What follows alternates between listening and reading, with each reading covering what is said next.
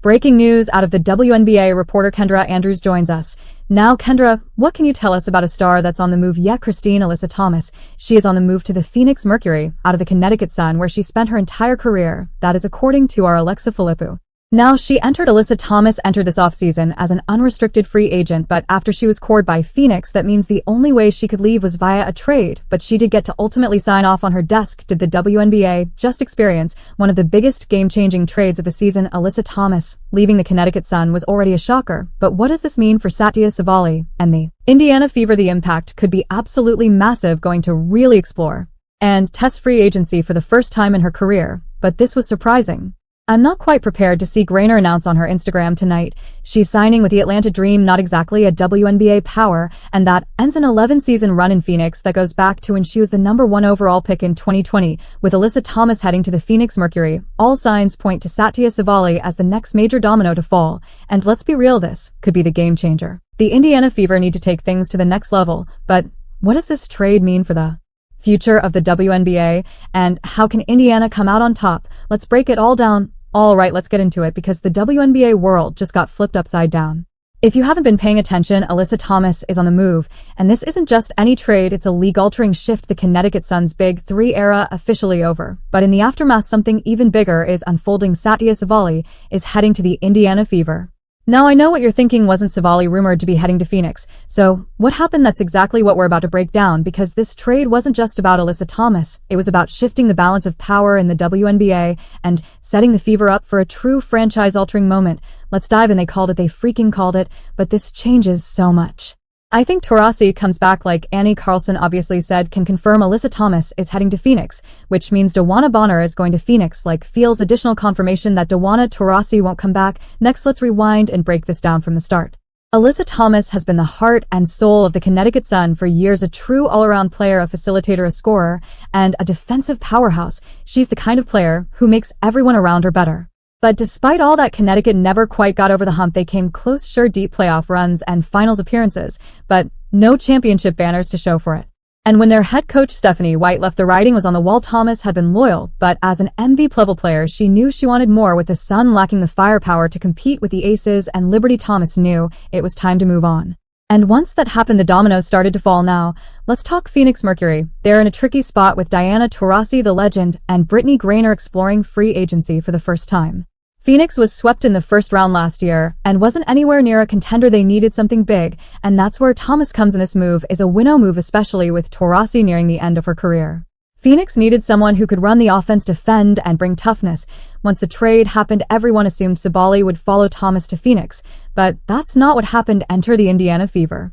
Initially, it seemed like they were focusing on building around Caitlin Clark and Aya Boston, already a scary duo for the rest of the Clark's generational talent. Combined with Boston's dominance in the paint was already a lot to handle, but the Fever weren't done with Thomas now off the market. The next big question became where Sabally would land. Would she go to Phoenix and join Thomas, head to another contender, or would the Fever step in and secure their future? Here's where it gets interesting. Sabally to Indiana makes so much sense. The Fever need a player like her. They have their backcourt leader in Clark and their paint anchor in Boston, but what they've been missing is that versatile two-way wing who can do it all, and that's exactly who Sabally is. At 6 feet 4 inches athletic and capable of shooting, passing, rebounding, and defending, she's a perfect fit. Add her to the mix with Clark and Boston, and suddenly, this isn't just a fun young team, it's a serious problem for the rest of the WNBA. The Fever's front office isn't just trying to be competitive, they're aiming for championships.